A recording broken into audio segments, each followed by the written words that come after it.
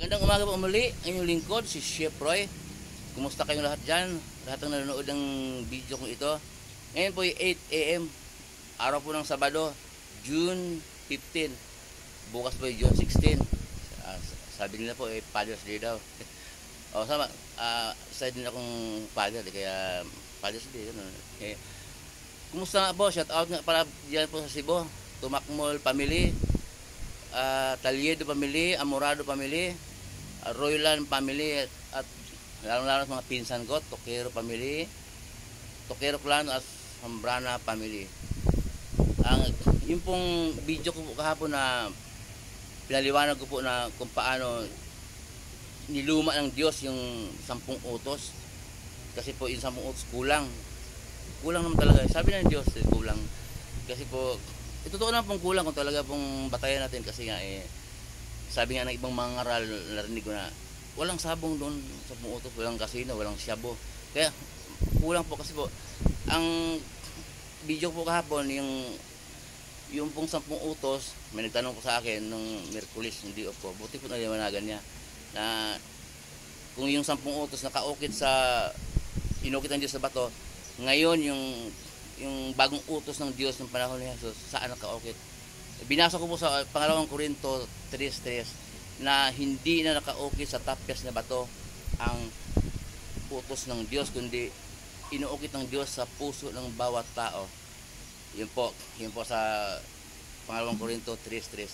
At ngayon po, patunayan ulit ng inyong lingkod na ang lumang tipan, yung 10 utos, ay kulang po. Kaya sabi ng Diyos, kaya po niluma po ng Diyos at pinalitan po ng bagong utos noong panahon ng ating Panginoong Hesus.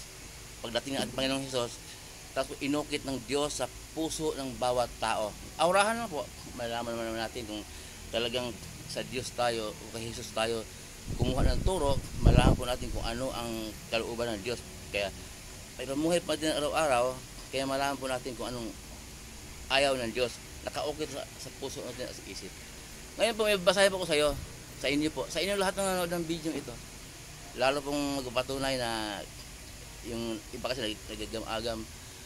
Kung nais pong magtanong at mag-comment, pwede po mag-comment, pwede po magtanong sa video ito, sasagutin po na inyong lingkod, at huwag po kayong mag-alala, walang pilso po, sa Biblia ko po kukunin ang sagot. Ito po yung lalo ko pong patunayan na niluma ng Diyos ang lumang tipan, yung 10 utos. Ito po, pakinggan po natin, babasahin ko po para sa inyo sa Hebreo 8:7 hanggang 13 po. May kabaan po ito, pero huwag po kayo mainip. Pakinggan po natin, ha. Hebreo 8:7 hanggang 13. Ganito po. Kung walang kakulangan ang unang tipan, hindi na sana kailangan pa ng pangalawa. Ngunit nakita ng Diyos ang kakulangan ng kanyang bayan, kaya't sinabi niya, darating ang araw, sabi ng Diyos, na gagawa ako ng bagong tipan sa bayan ng Israel at sa bayan ng Juda. Hindi ito magiging katulad ng tipang ginawa ko sa kanilang mga ninuno nang ilabas ko sila sa Ehipto, sapagkat hindi sila naging tapat sa pakikipagtipan sa akin, kaya't sila'y aking pinabayaan. Ganito ang gagawin kong tipan sa bayan ng Israel pagdating ng panahon, sabi ng Panginoon. Itatanim ko sa kanilang pag-iisip ang aking utos, isusulat ko ito sa kanilang puso. Ako ang kanilang magiging Panginoon at sila'y aking magiging bayan.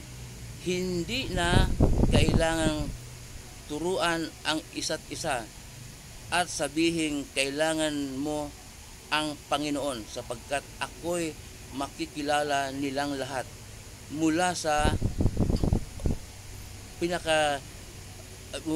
pinakamababa hanggang sa pinakadakila, sapagkat patatawarin ko ang kanilang kasalanan at kalimutan ko ang kanilang kasalanan. Nang sabihin ng Diyos ang tungkol sa bagong tipan, pinawalang bisa niya ang una. Kita po. Nang sabihin ng Diyos ang bagong tipan po, alam natin, yung tipan po kasunduan. Ang bagong tipan po, nung dumating ang ating Panginoong Jesus.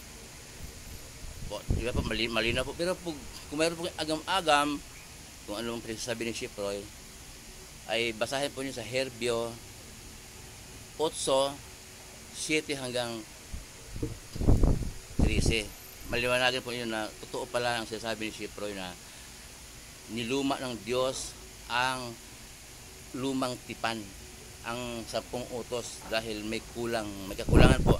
At nung dumating ang ating Panginoon Jesus, maliwanag po na bagong tipan yan, yung mula sa Mateo, Marcos, Lucas, Juan, at saka mga gawa po, mga sulat ng mga apostol, hanggang Roma, sulat ni Pablo, Corinto, gano'n. Yun po ang ating pong batayang, yun po turo ni Jesus, yun po bagong tipan na bagong kasunduan. At sinabi mo ng Diyos, iuukit niya sa puso ng bawat tao, hindi na po sa tapyas na bato, kundi po sa bawat puso ng tao. Kasi po doon sa lumang tipan po walang aurahan, yung aurahan po yan po, alam na natin na kung anong ayaw ng Diyos. Kasi po nung lumang tipan, kung hindi ka po sumunod sa 10 utos, babatuhin ka po hanggang sa mamatay. So sumunod ka pala ng wala sa sarili kasi nga para hindi ka babatuhin. Kaya yun po pala kaya po hindi po naging kalugod sa Diyos. Sinabi naman dito, binasa niyo yung lingkod. At yung pong utos ng lumang tipan na kung may kasalanan ka, maghandog ka ng dumalagang baka o tupa, sinasadya po lang magkasala kung marami siyang panghandog. Kaya po hindi naging kalugod-lugod sa Diyos. Kaya po pinalitan ng Diyos, niluma niya ang lumang tipan. Niluma po niya ang 10 utos at ito po ang bagong utos ngayon. Paano natin malaman? Ang turo po ng ating Panginoon Jesus, yun po ang ating gabayan. Ating pong sa araw-araw po yun po yung ating pamumuhay. Muli pong yung lingkod, si Shiproy. Mabuhay po kayo. Patuloy po yung ingatan ng Diyos.